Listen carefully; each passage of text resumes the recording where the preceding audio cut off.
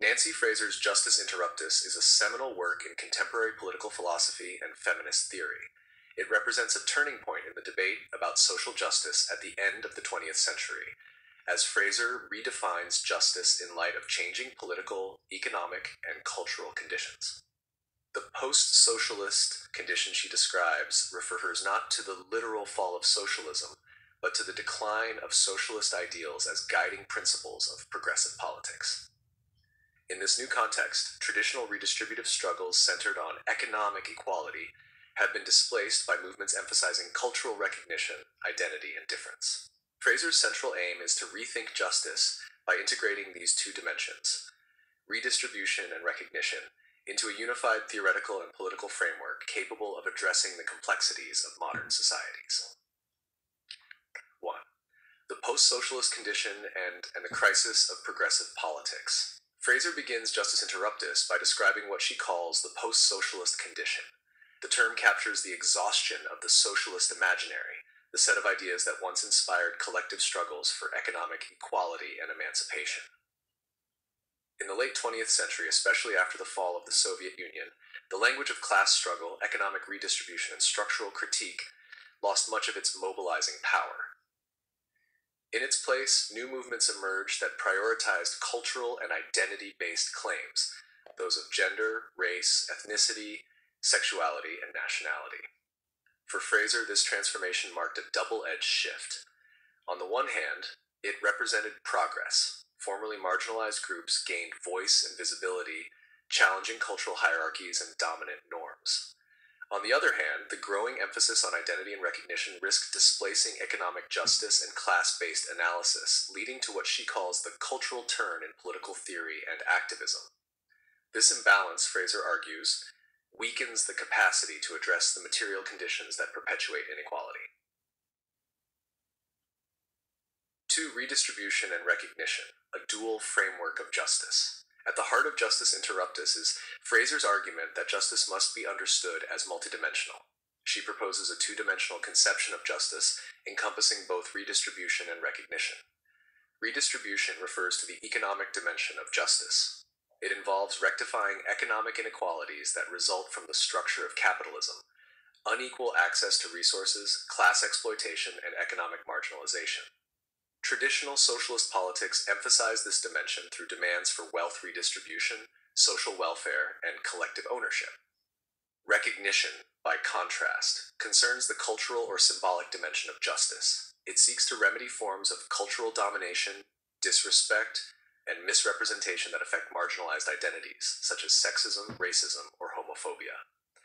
Recognition-based movements aim to revalue despised identities, challenge stigmatization, and create cultural equality. Fraser argues that in the post-socialist era, the politics of recognition has often overshadowed the politics of redistribution. While both are legitimate and necessary, focusing exclusively on recognition risks, neglecting the structural economic forces that sustain inequality. True justice, she maintains, requires a synthesis of both, a theory that acknowledges cultural injustices without abandoning economic critique. 3. The critique of identity politics. Fraser's analysis is deeply critical of what she calls affirmative versions of identity politics. Affirmative recognition politics seeks to revalue particular identities, for instance, celebrating Black is beautiful or pride movements, without altering the underlying social and economic structures that produce hierarchies. While such movements can boost self-esteem and visibility, they often leave intact the systems of power that generate inequality in the first place. In contrast, Fraser advocates for transformative recognition politics, strategies that challenge the very frameworks of cultural value that create and sustain identity hierarchies. Rather than merely valorizing oppressed identities, transformative recognition seeks to deconstruct the social mechanisms that produce misrecognition in the first place. Her critique resonates with her broader project of integrating Marxist and feminist insights. Identity politics, when detached from economic critique, can become a form of neoliberal pluralism that celebrates diversity while ignoring structural injustice, a phenomenon Fraser later labels progressive neoliberalism. 4.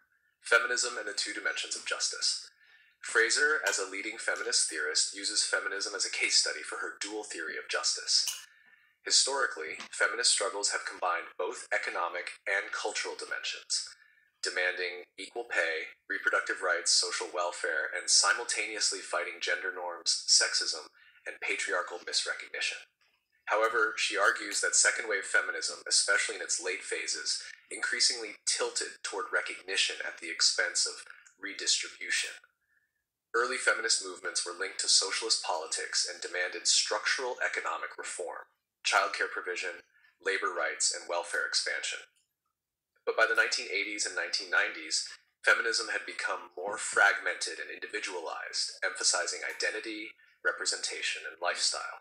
Fraser warns that this culturalization of feminism coincided with the rise of neoliberalism, creating a paradox. Feminist rhetoric of empowerment and autonomy was co-opted by market logic, which celebrated individual self-realization while dismantling collective protections. Feminism, she writes, risked becoming the handmaiden of capitalism, legitimizing flexible labor markets and privatized care responsibilities in the name of freedom and choice. 5. From redistribution versus recognition to participatory parity. Fraser's solution is the concept of participatory parity, which serves as the normative core of her theory of justice. Justice, she argues, requires social arrangements that allow all individuals to participate as peers in social life. This criterion integrates both dimensions of justice. Economic inequalities undermine participatory parity when some individuals lack the material resources necessary for effective social participation. Cultural inequalities undermine participatory parity when some groups are disrespected, stigmatized, or culturally devalued. Thus, redistribution and recognition are not rival paradigms, but mutually necessary for achieving participatory parity. Fraser's formulation moves beyond the false dichotomy between class and identity, proposing instead a holistic approach to justice rooted in democratic equality. 6. The critique of postmodernism and deconstruction. Fraser also engages critically with postmodern and post-structuralist thinkers who reject universalist concepts of justice. She acknowledges that postmodernism's emphasis on difference, contingency, and discourse analysis helped uncover hidden power dynamics in language and culture. However, she warns that the radical relativism of some postmodern theories undermines the possibility of normative critique. Without some shared standard of justice, like participatory parity, it becomes impossible to evaluate or challenge injustices. Fraser thus positions herself as a critical theorist in the Habermasian and Marxist tradition, open to the insights of postmodernism but committed to reconstructing universal norms capable of guiding emancipatory politics. 7. The bivalent nature of some social groups. A key innovation in Justice Interruptus is Fraser's concept of bivalent collectivities, groups that are simultaneously subject to both economic and cultural injustice. Gender and race, for instance, are bivalent categories because they involve both redistribution and recognition issues. Women, as a social group, are disadvantaged economically through wage gaps, unpaid labor, and economic dependency, and culturally through sexist norms, exclusion from symbolic authority, and misrepresentation. Addressing one dimension without the other produces incomplete justice. The same applies to racial and ethnic groups, whose subordination combines economic exploitation with cultural devaluation. This insight allows Fraser to move beyond the reductive approaches of both class-only and culture-only frameworks, proposing instead an intersectional understanding of social justice that links economy and culture structurally. 8. The political implications toward a renewed critical theory. Fraser's project is not purely theoretical, it carries strong political implications. She calls for the revitalization of critical theory, a tradition that combines social critique with practical transformation. Her approach reclaims the emancipatory potential of socialism without returning to its economistic determinism. By integrating redistribution and recognition, Fraser envisions a new, radical politics capable of addressing the challenges of globalization, neoliberal capitalism, and identity fragmentation. This new politics must be democratic, rooted in participatory parity and inclusion; transnational, recognizing that justice today must extend beyond the nation-state to global institutions; intersectional, integrating economic, gender, racial, and ecological dimensions of injustice.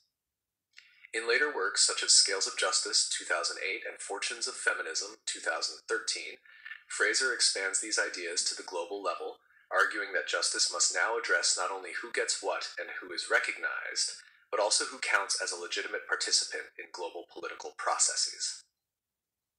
9. Justice and the public sphere. Fraser also revisits Jürgen Habermas's concept of the public sphere, developing a feminist critique. While Habermas idealized the public sphere as a space of rational debate among equals, Fraser points out that actual publics are structured by power relations that systematically exclude women, minorities, and subaltern voices. She proposes the idea of subaltern counterpublics, alternative discursive arenas where marginalized groups can formulate their own interpretations of identity, interests, and needs. These counterpublics challenge dominant discourses and expand the democratic public sphere by making visible what was previously invisible. Thus, Fraser's political vision extends beyond redistributive policies to encompass communicative and representational justice. 10. Conclusion. The continuing relevance of Justus Interruptus. Justus Interruptus remains one of the most influential works in critical theory and feminist thought. Its significance lies in its balanced and integrative approach. Fraser refuses both economic reductionism and cultural idealism, instead proposing a dual and dynamic model of justice suited to the complexities of modern societies.